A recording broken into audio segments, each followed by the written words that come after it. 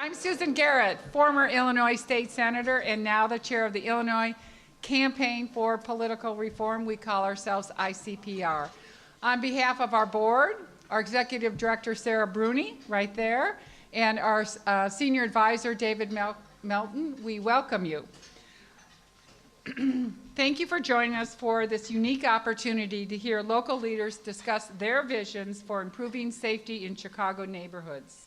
We are proud to have such a distinguished group of speakers, including our moderator, Dr. William Sampson, and are grateful for their commitment to this issue and participation in today's important discussion. We hope you accept our regrets. Bill Daley will not be able to join us for today's discussion.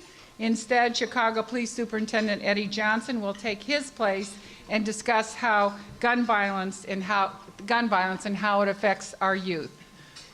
We believe that neighborhood safety is among the most significant challenges Chicago faces. By fostering an open dialogue on this topic, we aim to join the broader effort to bring about meaningful solutions to this critical issue. Now we would like to take time to acknowledge our top sponsors who provided necessary financial support for today's event. The Robert R. McCormick Foundation, the Chicago Community Trust, Daly and George's Law Firm, Tamara and Bill Furman, Christopher B. Burke Engineering, Patricia O. Cox Family Fund, Keith Goldstein, Karen Stone Kaplan from SGA Youth and Family Services, David Melton and Nancy Siegel, Metra, Honorable John Milner, and David Moore. We also thank everyone in attendance today for your generous support. Without this type of support, we would not be able to offer these types of civic programs. As you may have noticed, we have many elected officials and former elected officials here that I also want to acknowledge. They're all honorable, so let me just say their names. I love that line. Suzanne Bassey, Jackie Collins, Don Harmon, Jin Lee, John Milner, Cynthia Plauché, Kwame Raoul, Heather Staines, and Honorable Adlai Stevenson III.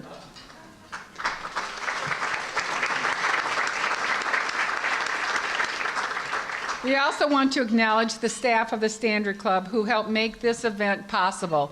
And please give our servers a round of applause.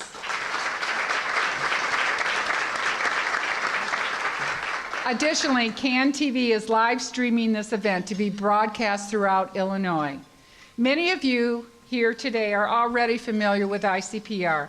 We were founded 20 years ago by U.S. Senator Paul Simon, a Democrat, and Lieutenant Governor Bob Custra, a Republican, as a nonpartisan, nonprofit organization whose mission is to initiate reforms and promote public participation and civic engagement on issues that affect our state, address the role of money in politics, and encourage integrity, accountability, and transparency at all levels of government. Civic engagement is a term many of you are familiar with. Today's program is just about that, engaging our leaders to publicly address one of Chicago's biggest challenges, safe neighborhoods. We appreciate each of our panelists' commitment to speak on gun violence and how it especially affects our youth. We plan to continue this conversation with additional programs in the months ahead. We know many of you in this audience are here because you too agree and feel an obligation to secure a safe environment for all residents, no matter where they live, work, or go to school. And now I would like to introduce our moderator for today's discussion, Professor and Chair of Public Policy Studies at DePaul University, Dr. William Sampson.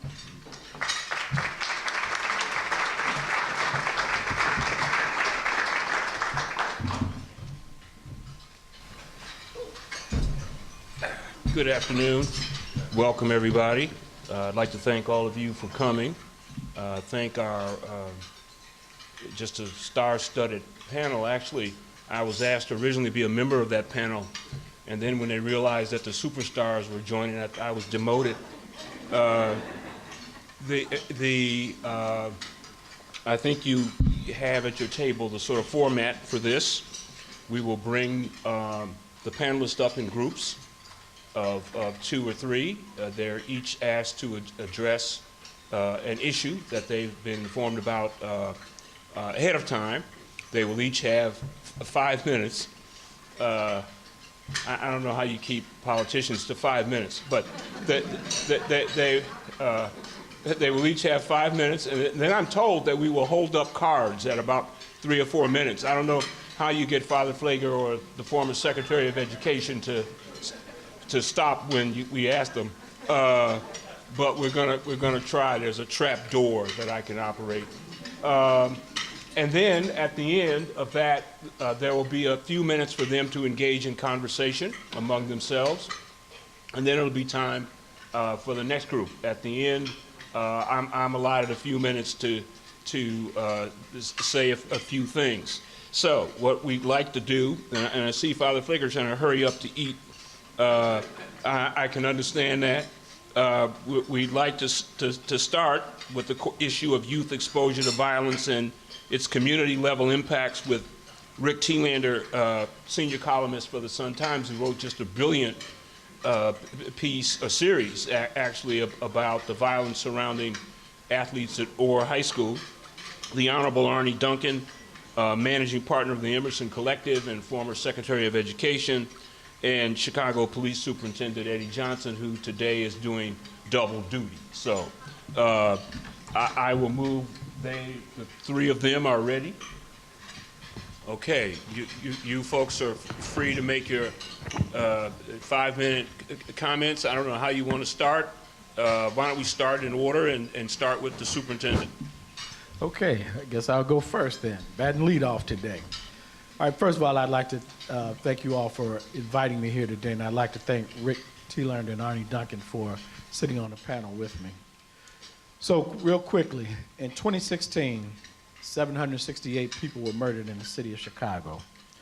Nearly 20% of them were under the age of 19, and so far this year, we're seeing very similar results. Over the last few years, we've also seen an increase in the number of offenders who are also in this age group. A lot of these shootings occur between people who know one another, and the gun is used to settle a lot of petty personal disputes. So that tells us what? It tells us that we need to do a better job at giving kids in these neighborhoods resources like education, mental health services, job training, and economic support. It also shows us the importance of positive role models, both in the home and outside of the home, like the mayor partnering with BAM, Become a Man mentorship program in a lot of the impoverished communities. Those things are huge. Parenting and mentorship is huge. You know, I talk to a lot of these kids that, surprisingly enough, will admit to the police superintendent that they've been engaged in acts of violence with handguns in terms of robberies and shooting people. I've talked to dozens of them. And the ones that turn themselves around, all of them say to me, what made them turn themselves around was somebody touched them on the shoulder and gave them hope to be better and to do better. So those things are important. But we also, at the same time, have to create a culture of accountability to ensure that a person in Chicago doesn't want to pick up a gun. You know, I've been a cop for 29 years now, and I've done nothing but chase gang members around this city. And I've seen a lot of things that you shouldn't see in a lifetime. And what I can tell you is this. You show me a kid that doesn't have hope, and I'll show you a kid that will come in this room, pick up a gun, and shoot everybody in here. They have to have hope. They have to. That's imperative. And these gentlemen are part of the reason that some of them have hope now. So we are failing some of these kids because we just haven't had the will to get out there, roll our sleeves up, and do what needs to be done with them.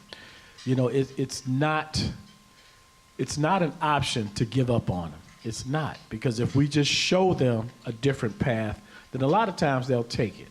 So it's up to us to dig our heels in and show them a better way to go. Thank you. Rick? Yeah. Susan Garrett asked me to stand up when I spoke, so I will. I do have a broken foot, but Arnie knows all about.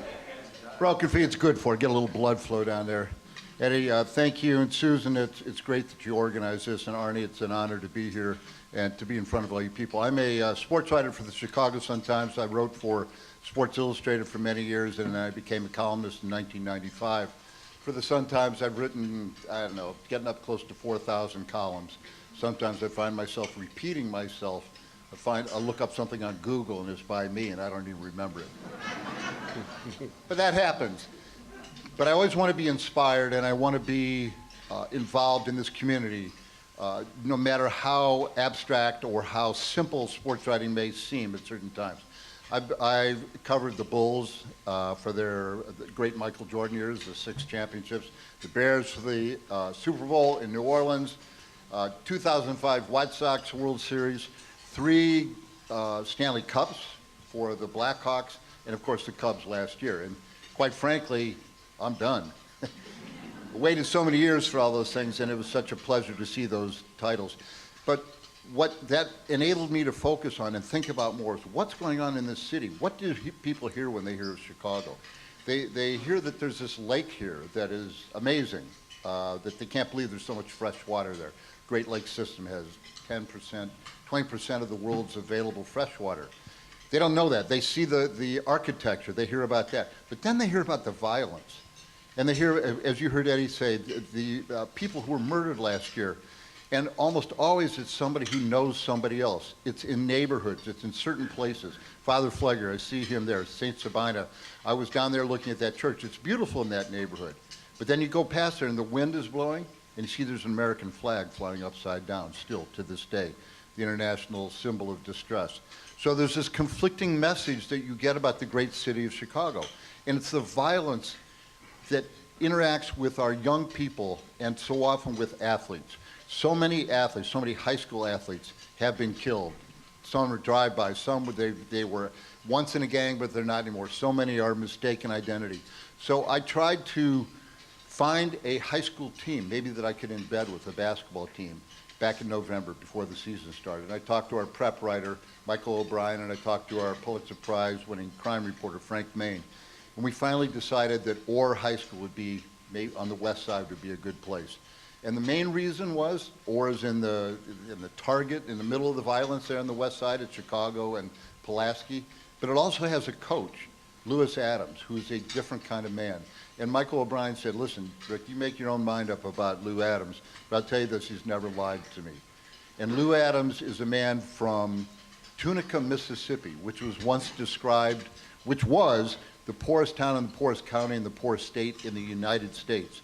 And Jesse Jackson once called it America's Ethiopia. That's where Lou Adams came out of. And I've talked to him, and he said, I wanted out. And he got out. He was a good basketball player, but he got out.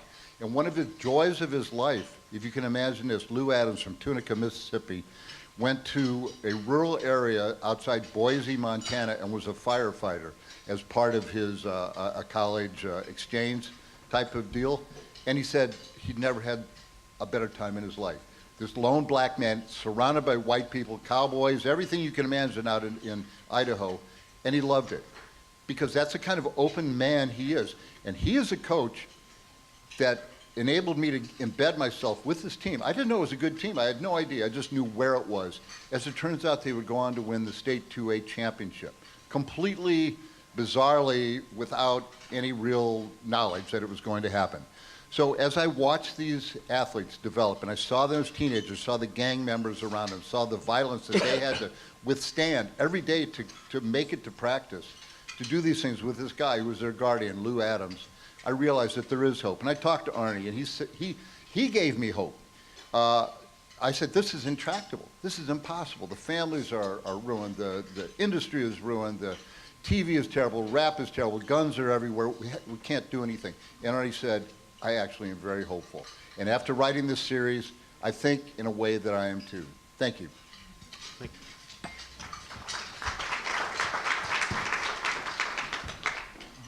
A couple quick thoughts. The first one is that, and hopefully much of this will be obvious to you, Chicago is not an island. Chicago is in a state, and Chicago is in a nation that is obsessed with guns. And relative to Australia, relative to England, relative to Japan, relative to Canada, we have a level of death and destruction due to guns every single year in this nation that is exponentially higher than other nations.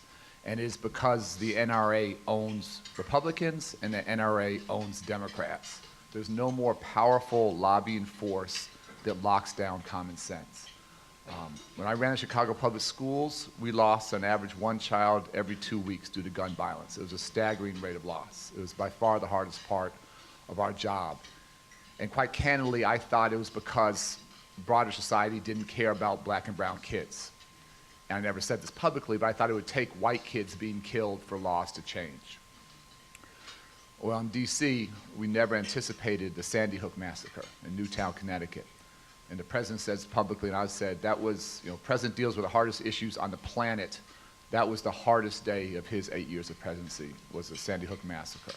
He went down the next day. The vice president and I went down a couple days later to meet with families, to see 20 little babies, 5-year-olds, 6-year-olds killed, 5 teachers and a principal, unimaginable, all white.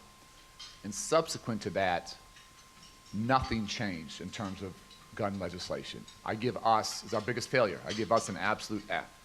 Nothing changed. So my belief that it would take deaths of white people to have something happen, I was 100% wrong. And whether it's inner city Chicago, whether it's Newtown, Connecticut, whether it's on a baseball diamond, this morning in Alexandria, Virginia, there's just a level of death and destruction in our nation that we allow, we permit, we condone, because of our public policies are radically different than other nations. So I just want to start with that larger context. On Chicago specifically, I don't think, again, we can all disagree on this stuff. Let me just talk about the crisis. Superintendent gave you the numbers, just one quick anecdote. We funded a couple thousand summer jobs for summer teams last summer in the South and West Sides. When I was coming back to the city, met with a room of about 10 or 12 kids and just asked them to tell me about themselves. And I always ask the question, how many of you know someone who's been shot? And always, every hand goes up. I then asked, how many know 5 people have been shot? 10 people have been shot. 20 people have been shot. I got to 20 and half the kids' hands were still in the air. And you think about what that means on the South and West Sides. You think about the reality of what they have lived with every day of their life. And I've never been to Iraq, I've never been to Afghanistan, but I wonder whether kids who live in verifiable war zones, do they know 15, 20 people who have been shot? I don't know if they do. And our kids are living with a level of fear and trauma that almost no one in this room can begin to understand, and that is their daily reality. This is not post-traumatic stress syndrome. This is every single day trying to live, trying to survive. That's our reality right now. I also think in every crisis there's an opportunity, and there are a couple opportunities right now in Chicago. Take out the gun legislation issue for a moment, but I don't want to put that always aside. It is so violent, it is so tough out there, it is so scary that many of the young men who are part of this world are looking to get out. And the profiles, to be very clear, of the shooters and those being shot are exactly the same. They are primarily young black men, 17 to 24. That's 70, 75, 80% of those being shot and shooting. They're looking to change. Secondly, I think in part due to fracturing the gangs, very few guys are making money on the street anymore. And there's this myth that all these drug dealers are getting rich. The truth is that very few of these guys are making much money. One of the guys we're working with, who is arguably our biggest shooter, creating absolute havoc, mayhem out there, he broke down his economics. He was making $80 a day on the street. $80 a day. So thanks to meeting with some of Father Flager's guys a couple years ago and just talking to bunches of guys that I came back to town periodically, we decided just to try and hire them. And we're paying $12, $13, $14, $15 an hour, and nobody's getting rich. We continue to have waiting lists for every single cohort of guys we're hiring. We're trying to do a couple different things. One is obviously hard job skills and getting them ready for the legal economy, but lots of social emotional support, wraparound services, academic support. We have a fantastic small team. Heather's husband's a superstar in our team. Just working with guys to give them an opportunity to transition from the street economy to the legal economy. It is hard work. It is precarious. We have good days. We have very, very bad days. But I'll say that none of our guys have been shot. None of our guys are still shooting. guys from our first cohort are recruiting the second cohort, the third cohort, the fourth cohort. The superintendent would have a much better idea than me, but there aren't, I don't think, 20,000 people running around shooting people in Chicago. We think that number is probably closer to 2,000. You think of a city of all these resources, all the wealth, everything, all the social capital and resources that we all represent. Just think about, let me just plant a seed, and we're trying to do this as we speak. Think about if we went to the 2,000 guys in the city most likely to shoot or be shot and offered them a job, and offered them a chance to get the trauma care and the substance abuse and the wraparound services and the academic support they need. Every guy won't take us up, but I guarantee you the vast majority will. We're trying to shrink what he has to do. There's a certain number of guys he's got to run around and catch because they're a threat to society. There are a lot of guys who have been in this world who are looking to get out, and we have not given them the chance. So our program is still very small. We're growing. We're making big mistakes every day. We're learning hard lessons. But I am much more hopeful than when you and I talk, because I've seen the transformation in the lives of the guys we're working with. As a city, not 5 years from now, but like in the next 5 months, we should be thinking about how we reach 500 and then 1,000 and 2,000 guys and give them an opportunity to change their lives. This is not a get out of jail card. If they don't do the right thing, they got to do their job. But I promise you, the vast majority of guys are trying to change. Thank you.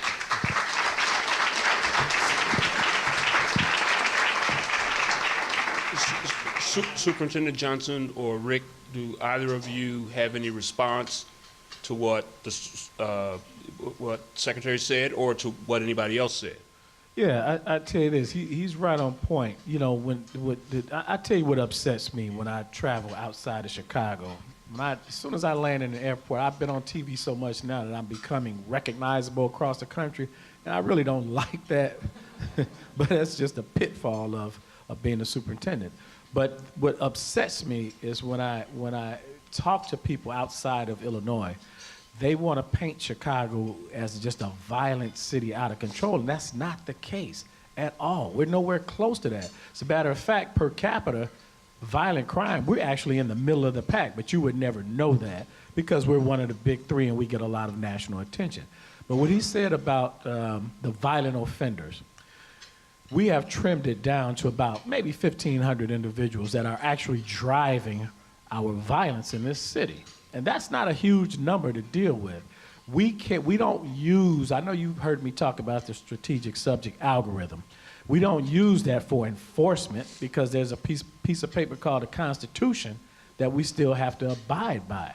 You know, we still have to be constitutionally correct when we do enforcement. But what we do use the list for is we go to these individuals, knock on their doors, and offer them outside services to get them back on the right path. And he's right. The vast majority will accept those resources. There are some guys tied up in it that just enjoy doing that. It's going to take a whole lot more to get them on the right path. But if we can change half or 3/4 of their mindsets, and we can, think about this for a moment. They make $80 a day, and that's no exaggeration. They don't make a lot of money, most of them. They don't. They don't. But they are doing it to put food on the table for their families. The pride that you will see in one of them that takes Arnie up on his job program, first time they get that paycheck, the pride that you see that they can go home and feed their families is just huge. That's a huge win. But we have to change the mentality of these individuals. And I'll just comment on one more thing. Think about this for a moment. People mistakenly think people involved in that lifestyle are dummies. They're not. I'm here to tell you that they are not. Some of them could be CEOs of Fortune 500 companies if they chose to go that way. Now think about this. The most valuable person in the gang structure lifestyle is someone that has the guts to go out and shoot somebody else, right? The gangs spend all of their resources on bailing these guys out of prison or jail because they are valuable. Most of these guys don't have the guts to go up to you and pull that trigger. Some do. Some do. Superintendent, I think it takes more guts to hit somebody. It's probably easier to shoot them. Well, you know, what we're seeing now is just, you know, there's a different dynamic going on in all the major cities in terms of these shooting incidents, where before we would see them stand across the street and spray at a few people. Now they'll actually walk up to them and put them down and then stand over them and keep pumping lead in them. That's a different mentality. Those guys take a whole lot more work. But to Arnie's point, if we offer them a different way out, and I know we have the resources in this city to do it. I see it every day. If we just did it, a lot of them would go in a different direction. But we have to offer them that lifestyle. Some of them think that's the only way to go. Okay, They really do. Superintendent, I have to thank you, and it's probably the last opportunity I'll ever have in life to ask a police superintendent to stand down. Because we have to move. I thank all three of you. And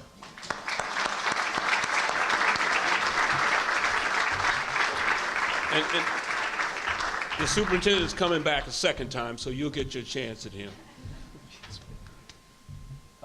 Now, Sherry Runner, who's the president and CEO of the Chicago Urban League, and Father Michael Flager, we know from the faith community of St. Sabina. I'm well. How are you? And if you want to stand, you can. If you want to sit, you can sit. They asked me to ask you to stand, but I don't have the courage. So you can do it however you want. And why don't we start with you, Sherry? Okay, thank you. I was kind of getting a little worried of having to speak after Father Flager, so now I just have to speak after Superintendent Johnson and Arnie Duncan. That's all good. But as a leader of a 100-year-old civil rights organization, when we start to talk about what are some of the problems and the grassroots issues that we face in our communities, it is sometimes daunting to think about the fact that racial profiling, disproportional unemployment, and incarceration rates, separate and unequal schools and their funding, discriminatory sentencing, and rising violence rates are all things that we've been talking about for more than 50 years, and especially since the Civil Rights Act. We know that our communities are plagued with these things, and so one of the things that is very important to us is to talk about what is that narrative? What does that mean? How are these communities characterized because of what is put out in the media, quite frankly, and what is really talked about in terms of what are the real issues that these communities face? And in response, I think even more now than ever before, there are a certain number of grassroots activists who have become very involved in making sure that their communities can be reclaimed from the kinds of things that happen in those communities when the resources are pulled and there's nothing much there. I would highlight a few, like Mothers Against Senseless Killings, who have taken back their street corners with just the simple things of providing food and a place that's safe during the day and into the evening when children should be outside and playing. It's unreasonable to think that children should live in neighborhoods where they can't even go outside. I'm talking about places like Leonard GLC Harris, who in an effort to change the false narrative, created Welcome to Englewood signs so that it could become something more of a neighborhood or a place where people felt welcome and wanted to be. I'm talking about BYP 100.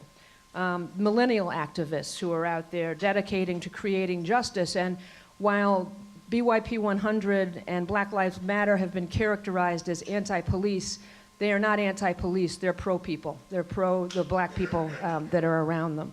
So I think more than anything, I want to talk about, or I want to think about the fact that we have to empower people in many, many ways to take back their neighborhoods and to understand that their neighborhoods are important in an overall sense to the city of Chicago. The city of Chicago is not just downtown. It is all of these neighborhoods, and unless all of these neighborhoods thrive, the city won't thrive. It's 30% of the community, and it cannot be ignored. Thank you. Father Michael Flavor. Just following up really what the first panel said and what Sherry's mentioned, talking about view from the neighborhood. First of all, I think we have to understand that the neighborhoods we're talking about where most of this violence has taken place are neighborhoods that feel abandoned, neighborhoods feel forgotten, or neighborhoods that have been put to the side. It's very discouraging as a person who lives in that neighborhood for the last 42 years to drive around and see empty lot after empty lot, bordered after building, bordered building over and over again, and acres of empty lots, and then go downtown and I can't get through traffic because of cranes are putting up new buildings downtown. And it makes you very much feel that your neighborhood is not part of the city of Chicago. So also we have to understand of the young people who feel like they're disposables. That 58,000 that we've documented in the city of Chicago, 90,000 they say in the county now, of young people, as Arnie mentioned, between 17 and 24, 26 years old, who feel forgotten, feel disposable, feel like they are the throwaways of society. And when you feel like that, treated like that, responded to like that, you act out what people treat you like.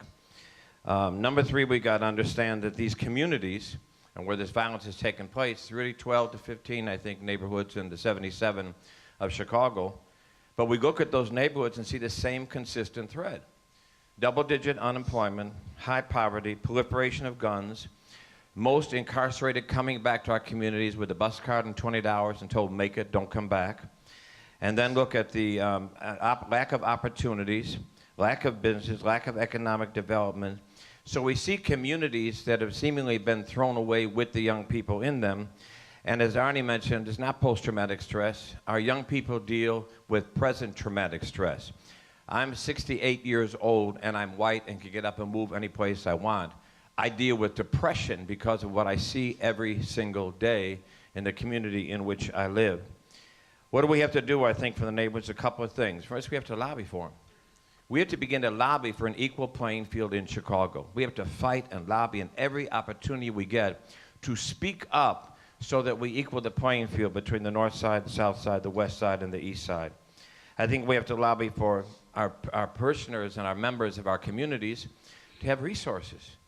We need resources to help people, to support people, businesses, places to go to our communities. It's hard for me to value myself if when I look around me every day, you told me I'm not valued by the rest of society. We have to provide the resources, and I think we have to provide opportunities, as Arnie was also mentioning about our young people. We have, about 6 years ago, started with reaching out to what that time was 4 main gangs in the community. Since that is now to 7 or 8, we have a peace lead that taken through 350 people over the last 6 years, moved to a draft, so on every team, we have 3 to 5 different gangs playing together on one team. And we realize we've had no problems, we have no police, we have no difficulties. We have a bunch of young people say, give me options and opportunities.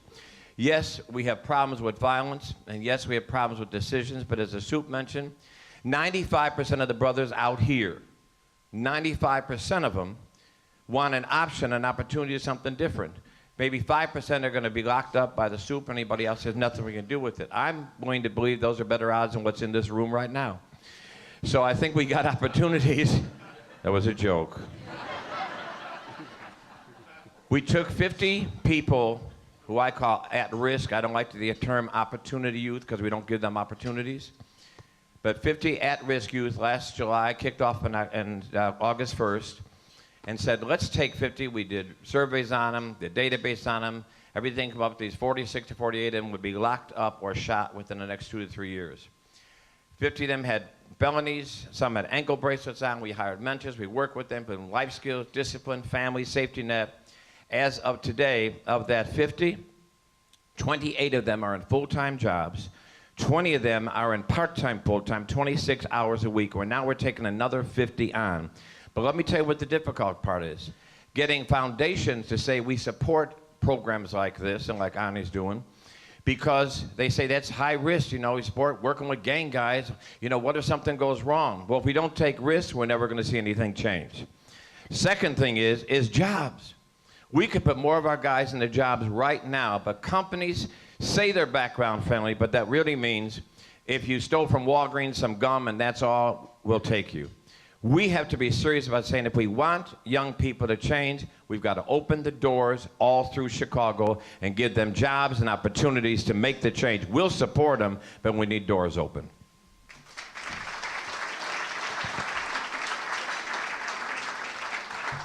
Thank you, Father Flager. Sherry, did you want to respond? I don't want to so much as respond as to kind of understand one thing. Here we are barreling towards the summer in Chicago, and we know what the outcomes were last year. And we don't still have a plan. And one of the things that I think is so interesting about not having a plan is what Arnie and Father Flager said, is that it seems like it is restricted to those communities that people don't care about or see very much. But as you know, that's not always going to be the case. And I think as we've seen these early ravages of the summer, we've seen shootings on 31st Street Beach. We've seen shootings in Hyde Park. We've seen shootings all over the city. The guns are proliferate, and they are everywhere in our city, and they're not going to be restricted to, as Arnie said, one kind of neighborhood. And I wonder if, as Arnie wondered in his statement, whether or not it will take moving outside of the neighborhoods that have been disenfranchised and disinvested to have people start to think that this is a problem that's everybody's problem. It's not just one kind of person's problem. Thank you, Sherry. The last thing I'd like to say is about this is I'm a great admirer of Father Flager. I had never really met him, but he's on the front lines, and he's been there for a long time, and he stays there. And as he said, he doesn't have to. It's easy for me, living in Lincoln Park and teaching in Lincoln Park, to comment, but he's there all day, every day, as is Sherry, as is the superintendent, when he's not on some television program, and as is Arnie Duncan, who didn't have to come back to Chicago and work firsthand at trying to solve these problems. So I'd like to tip my hat to all of those folks who are doing these kinds of things up front. Thank you.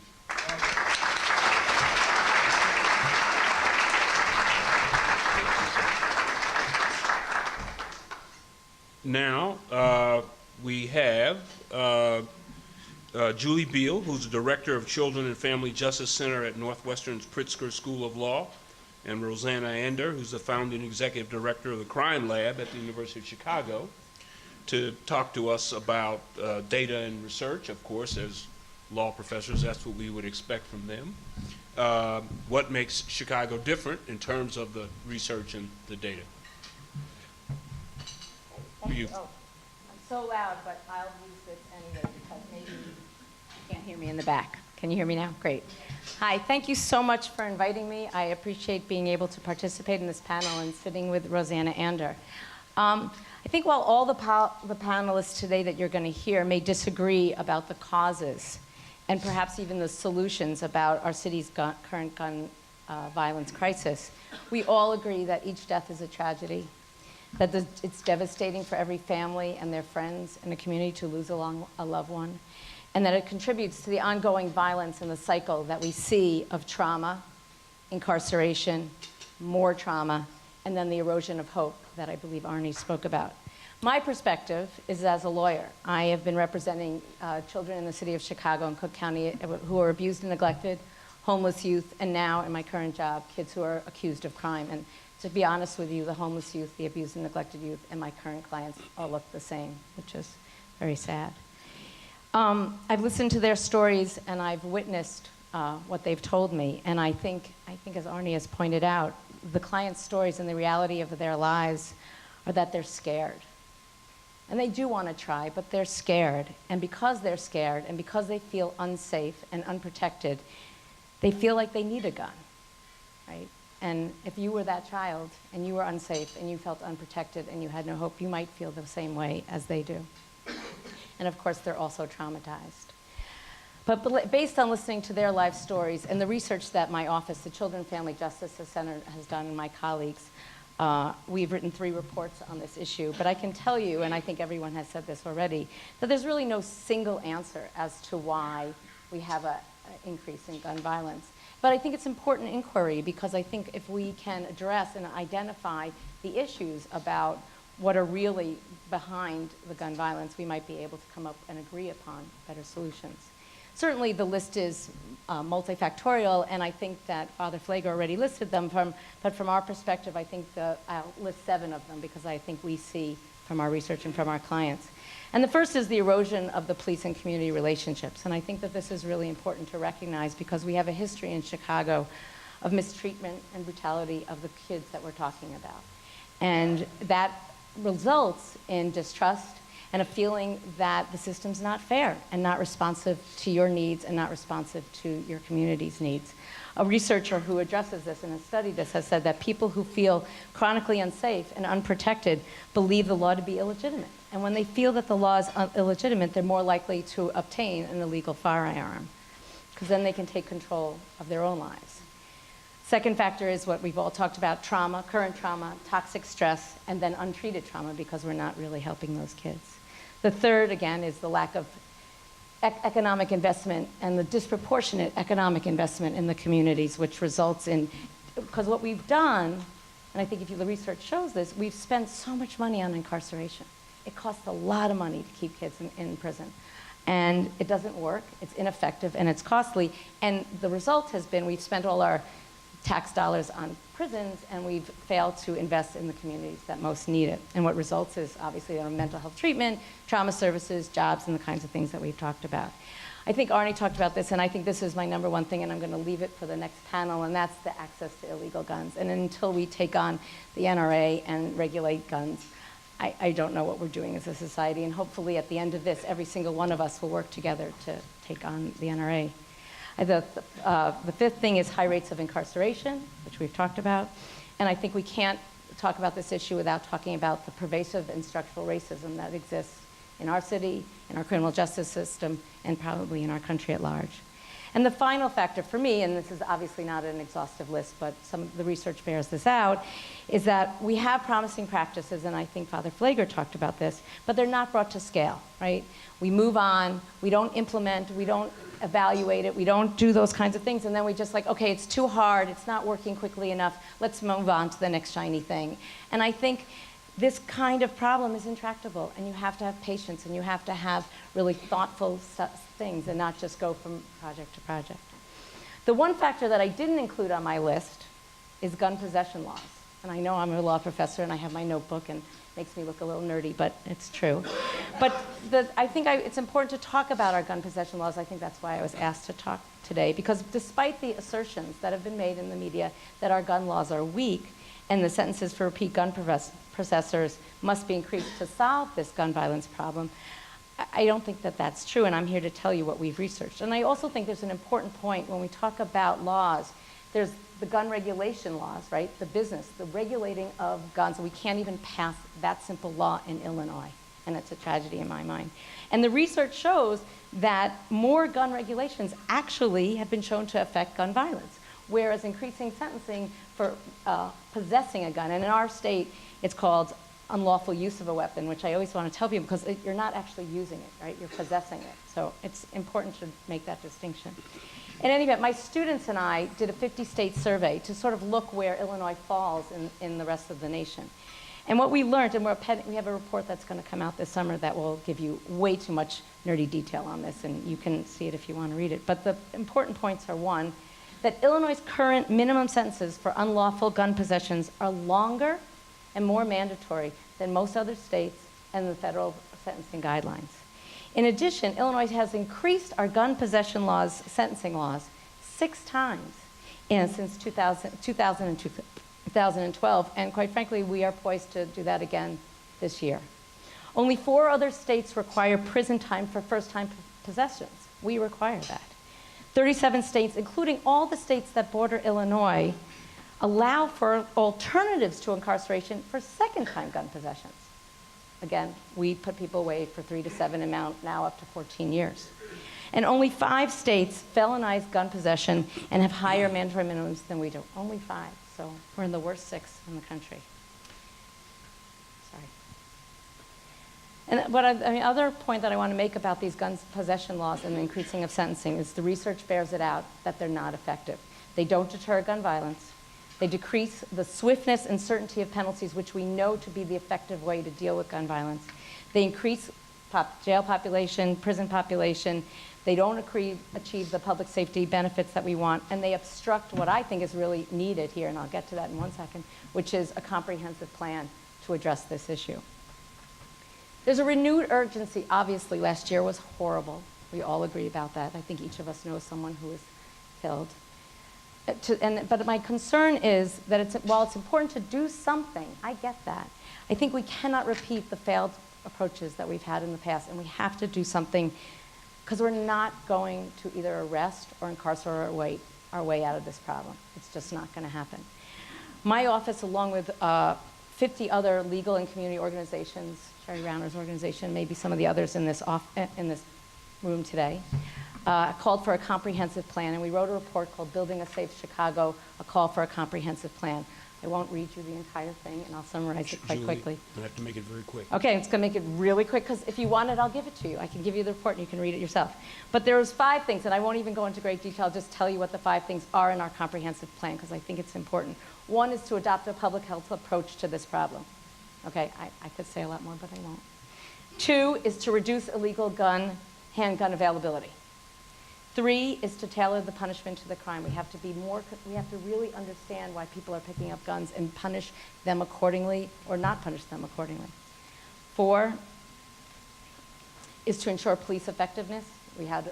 I won't go further on that, but we know it needs better training, and that it needs to be adopting a lot of the mayor's police accountability task force recommendations. And finally, and I think Father Flager said this also, we have to achieve equity and investments in our communities in Chicago. Thank you.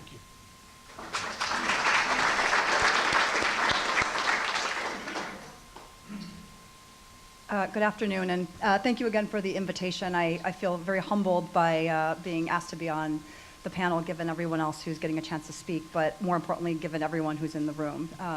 So I intentionally titled the slides, Chicago at a Crossroads, to be provocative. I really do wholeheartedly agree with what Sherry said. This really is everyone's problem. Even if the brunt of the violence is experienced in a small subset of neighborhoods, this really is something that is affecting everybody, even in ways that we may not realize here in Chicago. Chicago needs to be the economic engine for the region.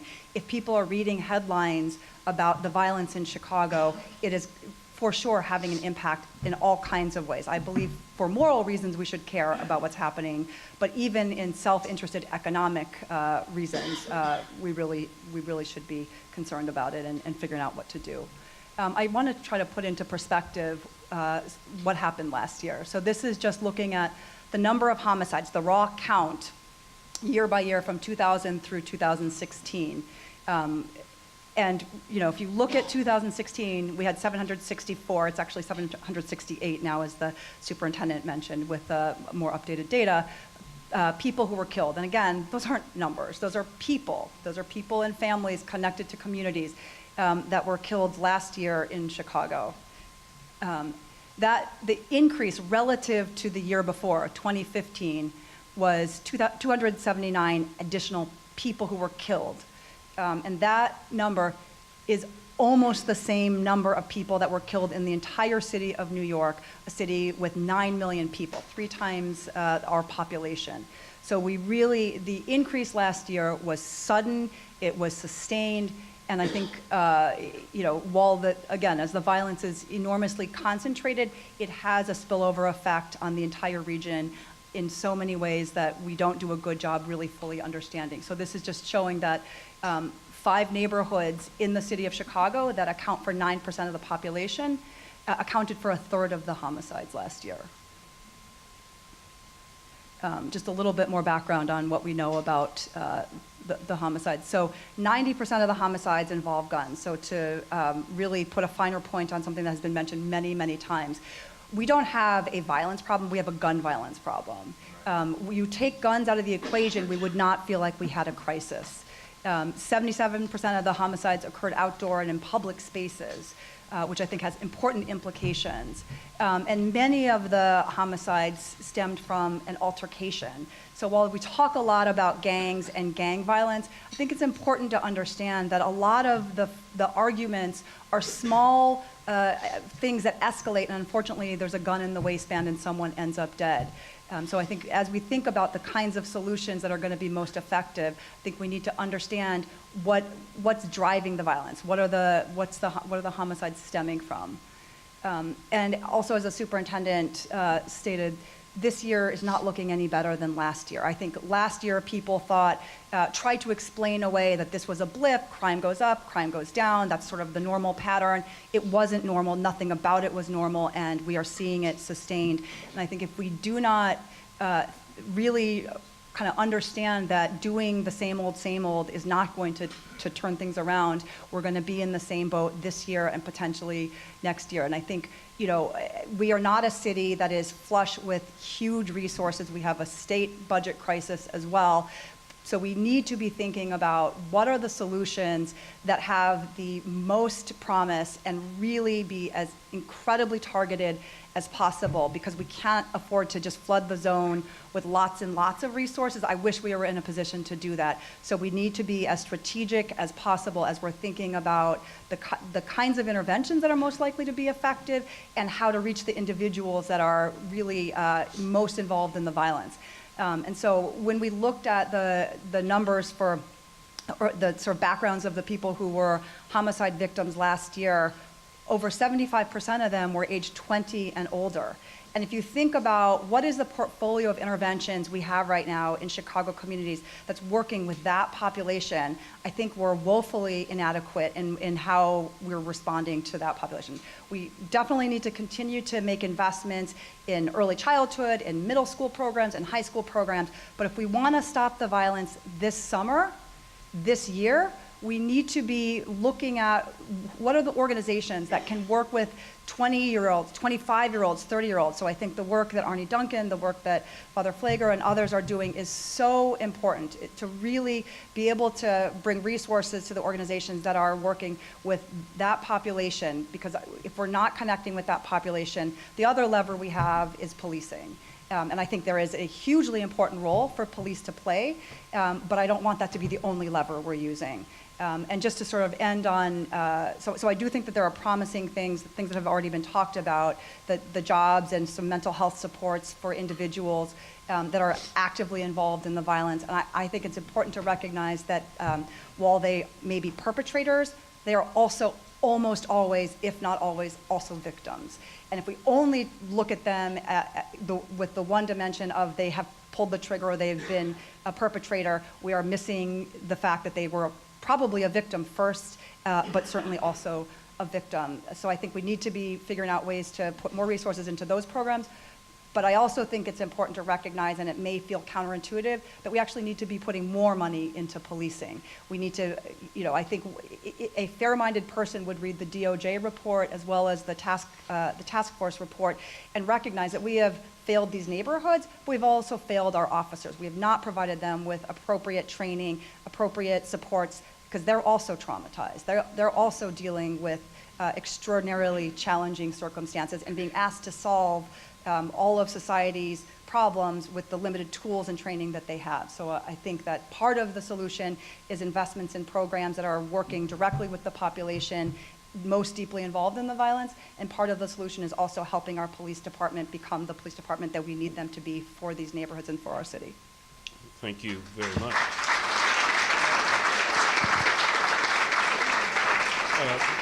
Rosanna, I have a question. How has the crime lab partnered with the Chicago police? What's the nature of that relationship?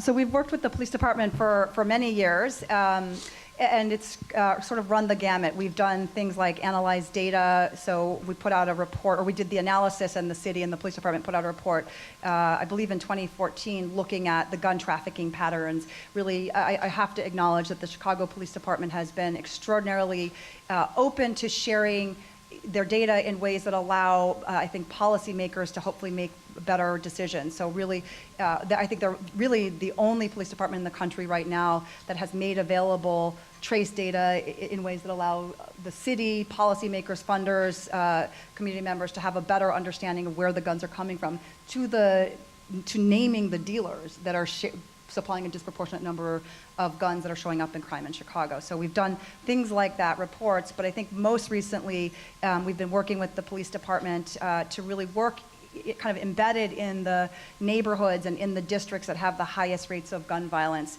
to provide some data analysis supports, really helping to bring in the information that the police department has, that the community has, to really target efforts more effectively on what's driving gun violence in these neighborhoods. So there's been some media coverage about these strategic decision support centers, which I think are an important but not the only solution. We need to have much more robust community engagement and social services in those same neighborhoods, while we try to improve the quality and effectiveness of the policing in those neighborhoods. Thank you. Lastly, Julie, quickly, what do you think is the impact of the various efforts of your program on the people that you serve? How have you seen changes? What's the result? Well, I think that our results, because our work is both individual representation and policy reform, and I think that we see, one thing that we see is by listening to youth and hearing their stories and representing them and helping. We do a lot of work, which isn't really addressing here, but a lot of our work is focused on helping children move on. Right? They've made mistakes, and helping them get their records expunged, which it's not part of this conversation, but I think it is an important piece, because if you help young people deal with the collateral consequences of being involved in the juvenile justice system, you help them get an ability to clean their records and move on. So we do a lot of work on expungement. We've done a lot of writing about expungements, and there's a bill that's passed both the House and the Senate that's going to dramatically improve, if the governor signs it, which maybe all of you can write him a letter and ask him to sign it, that's going to dramatically improve the ability for young people to be able to get their records expunged. And I think that this is just an example of one of the many things that my office does. Thank you, ladies.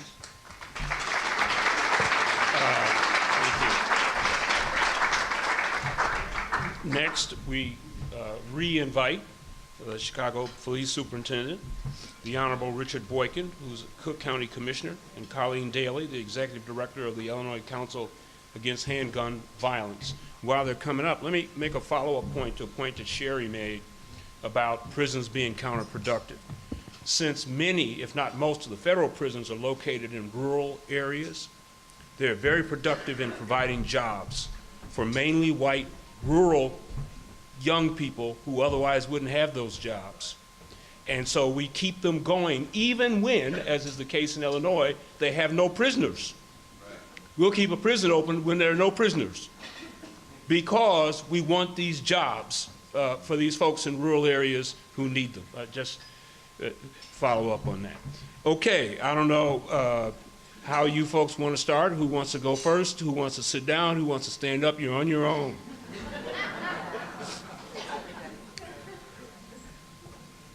All right, I guess I've been thrust into the lead-off position again. So let me just say this. I support the right for people to legally carry guns and use them for legal reasons.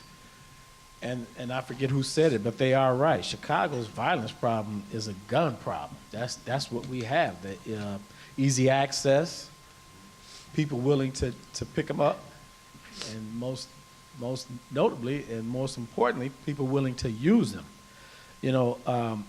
I said it earlier, we need to create a culture of accountability so that a person won't want to pick up a gun in the first place. And the law professor that made comments a moment ago, she's right. We do have tough laws on the books. The problem is we don't use them. And what's the point of having them if you don't use them? Because I can tell you all this. I've been a cop for 29 years now, and I've done nothing but chase bad people around this city. I don't have to do research to know some things. I talk to them. I'm actually on the ground with them.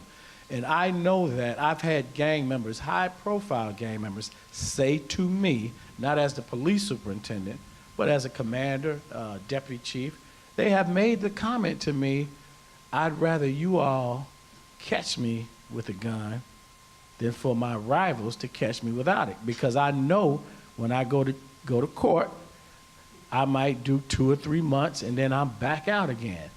That's why it's not a deterrent, because we don't use it. And so, you know, I want to thank the legislator in Springfield for passing the repeat gun offender bill. Senator Raul was very instrumental in helping do that. Because listen, my vision is not to incarcerate more people. My vision is to create a culture of accountability and a mental culture so that they won't want to pick up a gun in the first place. That's what we want to do. I talked to a lot of them. If they didn't have that gun at the moment something went bad, they wouldn't go home and get it, but it's because they have that accessibility to them.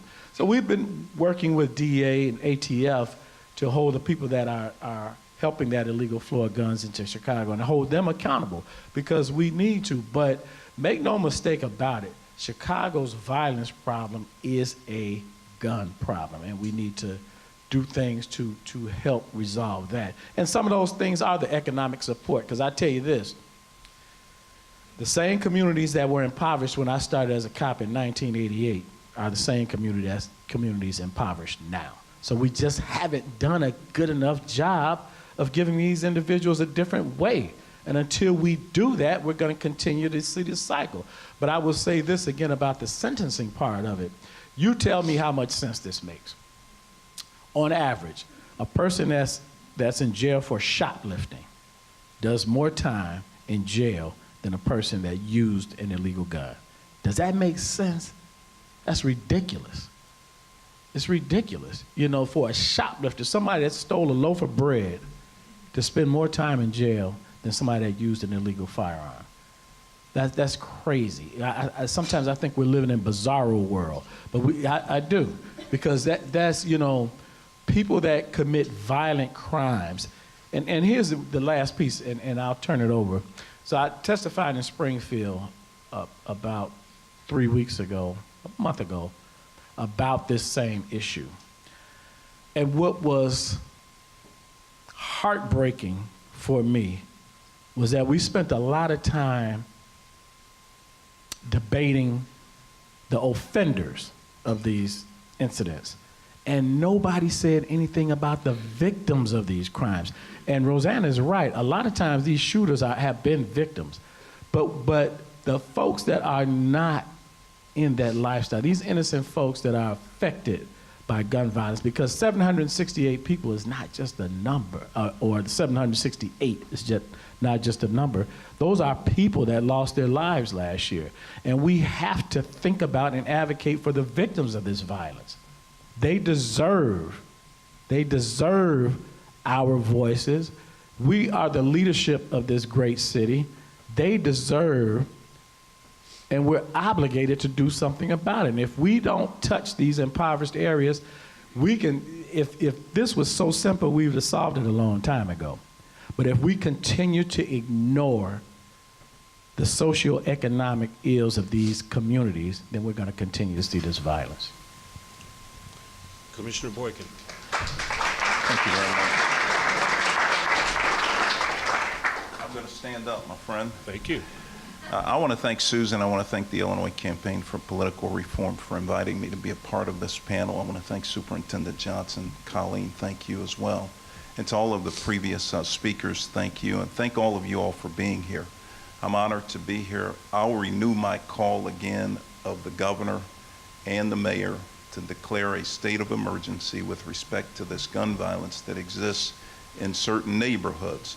I had the benefit of going on a non-community tour last year of many of these communities. Austin, which I represent, West Garfield, I represent, Auburn, Gresham, I don't represent, but it's one of the communities, Englewood.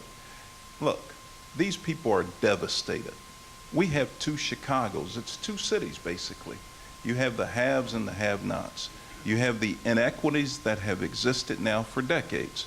You have communities that have been disinvested in, and people who pretty much, as someone said, feel like they're forgotten. I mean, there were 9 people shot on one corner in North Lawndale this weekend. The lady was interviewed and she said, look, they've forgotten about us. She said, it's hopeless. They don't care. Nobody really cares about the gun violence that exists because it's confined to certain neighborhoods. But let me tell you, it's like a cancer and it spreads beyond those borders. And folks downtown, it's coming your way. Folks in Oak Park that I represent along with Senator Don Harmon, it's coming our way. And so we got to figure out how do we deal with this gun violence and how do we do it in a meaningful way that makes our community safe. Now, I'll be the first to admit, I've been in office now for a little bit over 2.5 years. And I think elected officials, we failed the people. We failed the people in those communities. Our #1 obligation as elected officials must be public safety and must be making sure that folks who live in those neighborhoods are safe and that they have a shot at the American dream. Look, children growing up in Lawndale, children growing up in Austin, ducking and dodging bullets. And I just talk about my community because I travel those communities every single day and I hear the residents every single day.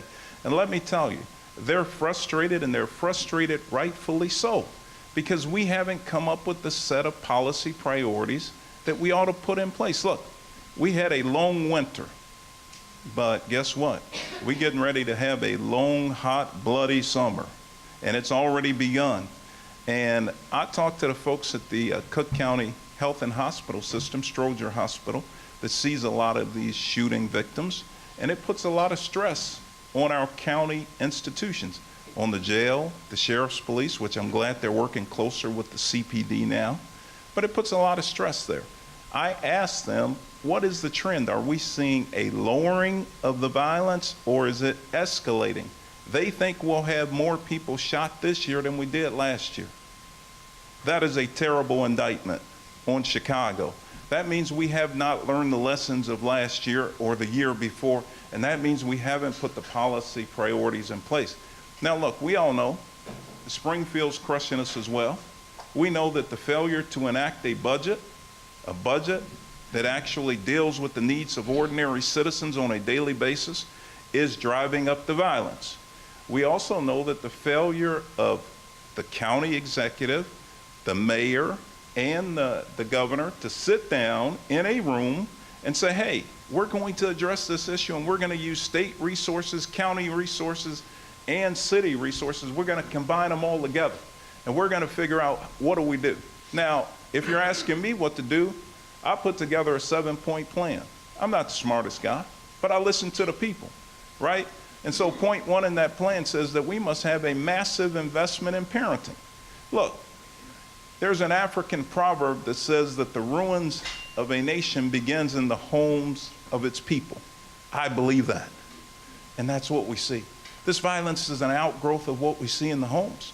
Look, many grandparents raising grandkids are struggling. They don't have the support that they need. So what? Maybe we need a $50 million investment in parenting. What else do we need? We need to make sure that we put a $50 million county jobs bill together. We don't have a summer jobs bill from the county. The city has one summer Chicago, and guess what?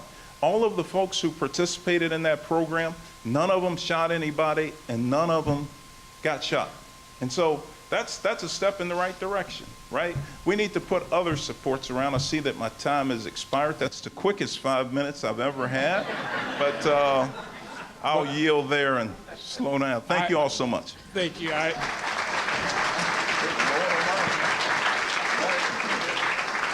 I think he cheated me on my time. I appreciate that, Commissioner, but because the first job of a politician actually is to be reelected. Actually, that's not my first job. My first job is to make sure that my neighborhoods are safe and that the people are safe and that they have opportunities. If we do that, we'll get reelected. Thank you for having me. I'm Colleen Daly. I'm the Executive Director of the Illinois Council Against Handgun Violence. and I'm very honored to be here today as well. Just briefly to tell you who we are, we've been around 42 years. We're the oldest and largest statewide organization in the country working to stop the devastation caused by firearms. And we do programs for youth in schools, but obviously that's not why I'm here today to talk about. We are mostly known for our work on policy. We're the organization for many, many years that was defeating concealed carry in Illinois. And in 2013, it became a law. And that was because of the Seventh Circuit decision, not because of our lack of effort. But right now, I want to talk about legislation that we've been trying to move through Springfield. I think everything was kind of laid out perfectly for me. Rosanna teed up the City of Chicago report, and we're hearing all these different things we can do. And I'll preface this with, I don't think, and I think we all know very well in this room, there's not one law. There's not one simple answer to this problem. We need to come at it holistically. But we come at it from the Illinois Council Against Handgun Violence, since we have policy work, is let's see if there's a policy that we can do that we can actually help save, one life even. It's definitely worth it. So the City of Chicago, as Rosanna said, in 2014 came out with a report that showed where guns used in crimes came from. And what we found out is 60% of guns used in crimes came from outside of Illinois, which was not a surprise because we're surrounded by states with extremely weak gun laws. Most of our guns are coming from states like Indiana and Mississippi. But we found out that 40% of guns used in crimes in the city of Chicago actually came from right here in Illinois. And that was kind of a little bit surprising, at least to me and our organization. We found out that 17% of guns used in crime came from 3 local dealers, all in suburban Cook County. One gun dealer in Riverdale. Over 1,500 guns in a 4-year period of time were traced back to that gun store. I don't know about you, but something there just doesn't smell right. So what we want to do is simply license them in the state of Illinois. Gun dealers are licensed by alcohol, tobacco, and firearms. But as I think we know in Illinois, also federally, they're grossly underfunded, grossly understaffed, and there is no new money going into ATF to help them actually do their jobs. And we know that on average, ATF gets out to a gun store once every 5 to 8 years. So think about the bad things that can happen in 5 to 8 years in a gun store. And then also if they go out and they find some problems, they have to prove intent. So how do you ultimately prove intent that a gun, there's one missing and you can't figure out where it was? How do you prove that intent? It's really, really hard to sue gun stores. We also know that 1 in 20 guns traced back to gun stores can only be traced back to the gun store. Meaning there's no record of sale. Was it lost? Was it stolen? Did it walk out the back door? We don't know. We have no idea. But if we can license gun dealers in Illinois, help out ATF, and give our local law enforcement the authority to actually go into these gun stores, to go into these bad actor dealers, and hold them accountable. That's all we simply want them to do is be good corporate citizens. So the essence of the bill is we want background checks on employees. We want basic security standards. We've seen a big uptick in break-ins of gun stores. And if you have basic security measures, that's going to help law enforcement to go after these people who are breaking into the stores and hold them accountable. We also want them to keep accurate records of their sales. I think most businesses do that. And then we also want them to have training. So how do you identify a straw purchaser? If I come into a gun store and I have no idea what I'm talking about, or I'm on the cell phone with my boyfriend saying, what do you want me to get? You shouldn't sell me a gun. And most gun stores don't do that. I will say across the board, 5% of gun dealers in this country account for 90% of crime guns. That's crazy. And of course, it's always the bad actors that ruin it for everybody else. So this bill, we were very fortunate. Our Senate-sponsored Senator Harmon is here today, which carried this bill for 15 years.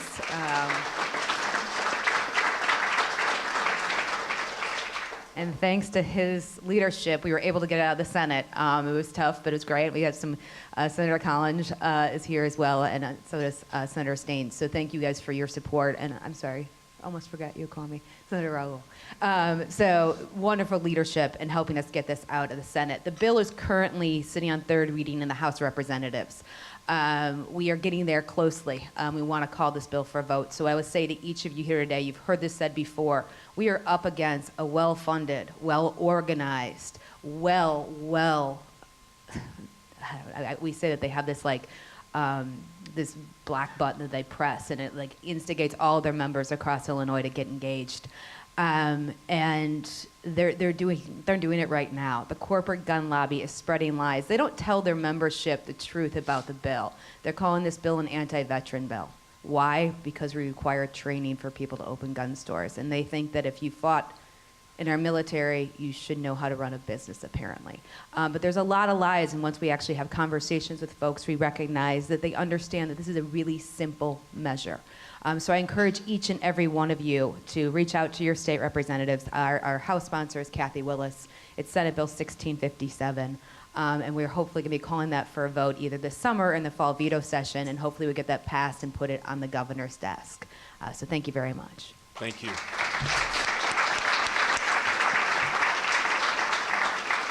I'd like to thank these three, Mr. Johnson twice, since he did double duty.